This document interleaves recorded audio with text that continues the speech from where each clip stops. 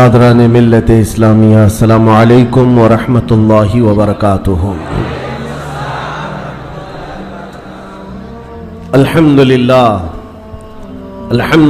الحنان المنان الذي خلق الانسان وعلمه البيان، والصلاة والسلام على رسوله سید الانس والجان وعلى آلہ واصحابہ ذوی الخیر والاحسان، اما بعد فأعوذ باللہ من الشیطان الرجیم، بسم اللہ الرحمن الرحیم۔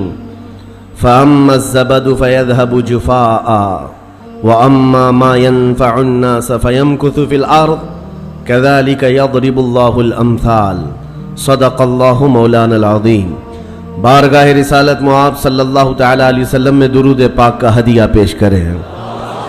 اللہم صل علی سیدنا و مولانا محمد معدن الجود والکرم وآلہ واصحابہ الکرام وابنہ الکریم وبارک وسلم صلاة دائمتا سرمدا ابدا۔ محب گرامی، رفیق ہمدم حضرت العلام مولانا ابو الحسن نوری مدظ اللہ العالی، جن کی کرم فرمائیاں اور ان کی عنایتیں ہیں کہ انہوں نے مجھے یہاں طلب کیا، میں آپ کی دعوت پر حاضر آیا۔ ویسے بھیونڈی کا تجربہ میرے ساتھ کچھ اچھا نہیں رہا اس سے قبل، اور کئی معاملات دیکھنے کو آتے تھے، تو آج احباب نے جو ہمارے ٹیم کے حضرات ہیں انہوں نے بھی یہ کہا تھا کہ جب بھی بھیونڈی جاتے ہیں وہاں کے کچھ معاملات ہوتے ہیں، تو پھر یہ نئی جگہ پر ہم جا رہے ہیں، تو میرے ذہن میں ایک بات آئی، ہم سنی ہیں، اولیاء کی مدد سے ہی جانا چاہیے۔ تو یہ اولیاء مسجد ہے تو انشاءاللہ العزیز معاملات نہیں ہوں گے، کیونکہ ہم وسیلے والے لوگ ہیں، اور جب یہ وسیلہ اور نسبت ساتھ میں ہو تو اچھے ہمارے ساتھ کچھ نہیں کرتے، اور الحمدللہ یہی نسبت ہے جو آج تک ہمیں محفوظ رکھتی ہے۔ بغداد مقدس میں حاضری کے دوران ہمارے پڑوسی ملک کے کچھ علماء نے مجھ سے پوچھا تھا کہ ہم کثرت سے مسلمان ہیں لیکن اتنی آزادی سے نہیں بولتے جتنا آپ وہاں رہ کر بولتے ہیں۔ آپ تو کفار و مشرکین کے نرغے میں بیچوں بیچ رہ کر کے کس طرح بولتے، آپ کا کیا مسئلہ ہے؟ ہم نے صرف غوث پاک کے دربار میں کھڑے ہو کر ان مولوی صاحب کو، ان عالم صاحب کو اتنا ہی کہا تھا، کیوں دبے جس پہ حمایت کا ہو پنجہ تیرا، کیوں دبے جس پہ حمایت کا ہو پنجہ تیرا، شیر کو خطرے میں لاتا نہیں کتا تیرا۔ جس کی نسبت دربار غوث سے ہو اسے ڈر کی کیا بات ہے؟ ہمارے امام اہل سنت فاضل بریلوی رحمۃ اللہ تعالیٰ علیہ نے ہمیں یہی سکھایا ہے، خوف نہ رکھ رضا ذرا، تو ہے عبد مصطفیٰ۔ جو عبد مصطفیٰ ہوتا ہے اسے ڈرنے کی ضرورت نہیں ہے۔ خوف نہ رکھ رضا ذرا، تو ہے عبد مصطفیٰ، تیرے لیے امان ہے، تیرے لیے امان ہے۔ بس معاملات ایسے، انسانی فطرت کا تقاضا ہے کہ انسان عادت کے طور پر ایسا دیکھا گیا ہے کہ کوئی جھوٹ بات 100 مرتبہ اس کو بولی جائے تو وہ سچ سمجھنے لگ جاتا ہے، اور اس تھیوری پر آج پوری دنیا عمل کرتی ہے۔ پوری دنیا کسی چیز کو ٹارگٹ کر کے بار بار بولتی ہے تاکہ لوگوں کے ذہنوں میں ایک بات بیٹھ جائے۔ اگر پانی کی بوتل کو بھی کوئی 100 مرتبہ شراب شراب شراب کہتا رہ جائے تو اچھے خاصے لوگ بھی پانی کی بوتل کو شراب سمجھنے لگ جاتے ہیں۔ حقیقت ایسا نہیں ہے۔ اسی لیے میرے عزیزو، آج کے اس دور میں اپنے نوجوانوں سے اور سب سے یہی کہتا ہوں، یہ پھیلائے ہوئے پروپیگنڈے کی طرف نہیں جانا، اور نہ ہی دنیا کیا کہتی ہے اس کی طرف توجہ کرنا۔ صرف اور صرف ذہن میں ایک بات یاد رہے، اللہ اور اس کے رسول راضی ہیں تو پوری دنیا روٹتی ہے تو روٹے، اس سے ہمیں کوئی فرق نہیں پڑتا۔ اللہ اور اس کے رسول اگر راضی ہیں، کیونکہ حساب و کتاب بھی اللہ کے پاس ہونا ہے، سزا اور جزا بھی اللہ ہی کے ہاں ہونا ہے، تو دنیا کو راضی کرتے کرتے کئی لوگوں کو ہم نے دیکھا وہ کتے بن گئے بیچارے، دنیا داروں کو راضی کرتے کرتے اپنی حیثیت بدل ڈالی، مومن تھے تو کافر بن گئے، سیکولر بننے کے چکر میں، لوگوں کو راضی رکھنے کے چکر میں اپنی شناخت تک کھو دیے، لیکن اس کے باوجود ان سے دنیا راضی نہیں ہو سکی. موت تک دنیا نہیں راضی ہوتی ہے. ایک مشن لے کر کے چلو میرے عزیزو. میں نے بہت سارے لوگوں کو زندگی میں دیکھا ہے سیکولر بننے کے چکر میں اس پارٹی والے کو بھی راضی رکھنا ہے, اس کو بھی راضی رکھنا ہے, اور اپنی قوم کو بھی راضی رکھنا ہے, اور وہ سب کو راضی رکھنے کے چکر میں ایسا کتا بن جاتا ہے, دھوبی کا کتا, نہ گھر کا نہ گھاٹ کا, ادھر کا بھی نہیں رہا ادھر کا بھی نہیں رہا, سب کو مناتے مناتے رہ گیا. میں یہ نہیں کہہ رہا کسی کو منانا نہیں چاہیے, لیکن دنیا کو راضی کرتے کرتے اپنی آئیڈینٹی اور اپنا ضمیر بیچ دینا اور اپنا دین اور ایمان کھو دینا, یہ کہاں کا انصاف ہے؟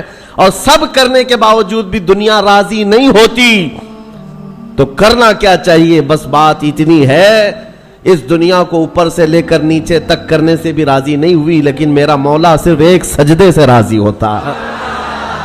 میرے مصطفیٰ کریم صلی اللہ علیہ وسلم صرف ایک پکار پر راضی ہوتے ہیں. تو پھر کیوں نہ ان درباروں میں ہم اپنے آپ کو بیچ دیں جہاں جلدی سے جواب آتا ہے. یہی ہماری زندگی کا مشن ہو. نوجوانوں, آج مجھے جو بات عرض کرنی تھی وہ یہ ہے, قرآن نے یہ کہا ہے کہ جو جھاگ ہے وہ اڑ کر چلا جائے گا. جھاگ سمجھتے ہوں گے, جھاگ سمندر کے اوپر جو کف ہوتا ہے, یا کسی بالٹی میں آپ پانی ڈال کر سرف ڈال کر ہاتھ گھمائیں تو جو کف آتا ہے یہ جھاگ ہے, اور اس کی کوئی ویلیو نہیں ہوتی, ہوا آئی تو اڑ جاتا ہے. قرآن کہتا ہے یہ جھاگ جو ہے یہ اڑ کر چلا جائے گا. وَأَمَّا مَا يَنْفَعُ النَّاسِ, اور جو لوگوں کو نفع دینے والا ہے وہ ہمیشہ زمین میں برقرار رہے گا. اور نبی کریم صلی اللہ علیہ وسلم کی حدیث میں بھی یہ جھاگ کا لفظ ملتا ہے. کس لیے میں عرض کر رہا ہوں آپ کو بتاتا ہوں. یوشک ان تداعى علیکم الامم کما تداعى الاکلۃ الی قصعتها. حضور پاک صلی اللہ علیہ وسلم فرماتے ہیں ایک زمانہ تم پر ایسا آئے گا کہ ساری قومیں تم پر ایسے جھپٹ پڑیں گی جیسے بھوکا برتن پہ جھپٹتا ہے. سارے لوگوں کا ٹارگٹ تم ہی رہو گے. وہ زمانہ آج ہے, ہر ایک کا نشانہ ہم ہی تو بنے ہوئے. آج یہودیوں کا ٹارگٹ بھی ہم ہی ہیں, عیسائیوں کا ٹارگٹ بھی ہم ہی ہیں, چاہے وہ کفار و مشرکین ہو, ہمارے یہاں کے سب کا ٹارگٹ ایک ہی ہے, اسلام اور مسلمان. اور حضور نے فرمایا تھا یہ ایک زمانہ ایسا آئے گا. تو صحابہ نے پوچھا تھا اس وقت, یومئذ نحن من قلۃ یا رسول اللہ, اے اللہ کے رسول کیا اس زمانے میں ہماری تعداد بہت کم ہوگی؟ نبی پاک صلی اللہ علیہ وسلم فرماتے ہیں وَلَكِنَّكُمْ كَثِيرُونَ غُثَاءً كَغُثَاءِ الْبَحْرِ, نہیں تمہاری تعداد تو بہت زیادہ ہوگی لیکن تمہاری حیثیت سمندر کے جھاگ کی طرح ہوگی, سمندر کے جھاگ کی طرح. اب یہ جھاگ کا لفظ آیا, جھاگ اس کو کہتے ہیں جس کی اپنی پیوریٹی نہیں ہوتی, ویلیو نہیں ہے, اس کا زمین میں قرار نہیں ہے, وہ موسم سے بنا اور موسم میں اڑ گیا, ہوا سے نکل گیا. اور یہ آج کثیر تعداد کو دیکھ کر کے اندازہ ہو رہا ہے یہ جھاگ ہے, ورنہ پوری دنیا میں آج 100 کروڑ سے زیادہ مسلمانوں کی تعداد, آپ کو اندازہ ہے 1 ارب سے زیادہ کی تعداد مسلمانوں کی ہے. 57 ممالک اسلامی ہیں, اسلامی نام سے جو کنٹریز ہیں وہ 57 ممالک ہیں, اتنی بڑی تعداد. لیکن آج ہمت کیسی ہے غیروں کی, کفار و مشرکین کی, جس طرح سے وہ چاہے مسلمانوں کے ساتھ آج کھیلتے ہیں, اور اتنی بڑی تعداد کے ہوتے ہوئے کوئی کچھ نہیں کر پاتا. وجہ کیا ہے؟ یہ جھاگ ہے. اس جھاگ کو پیوریٹی میں بدلنے کی آج ضرورت ہے, تعداد نہیں. اسی لیے میں ایک جملہ اکثر کہا کرتا ہوں, اسلام میں کوانٹیٹی نہیں کوالٹی دیکھی جاتی ہے. اسی کوالٹی کا نام اخلاص ہے, اسی کوالٹی کا نام پیوریٹی ہے. جو اصل چیز ہے وہ ختم ہونے آ گئی. آپ کو اندازہ ہے ایک وہ دور ہے جب رسول کریم صلی اللہ تعالی علیہ وسلم کے ساتھ صرف 1200 صحابہ ہیں, اور آپ کا ایک قاصد, حضور پاک کے ایک سفیر جو تبوک کے مقام پر جا رہے تھے. جو جنگ تبوک لڑی گئی ہے اس کی وجہ میں بتا رہا ہوں. نبی پاک صلی اللہ علیہ وسلم کے ایک سفیر اردن, جو آج کا جارڈن کہلاتا ہے, اس جگہ کی طرف رواں تھے.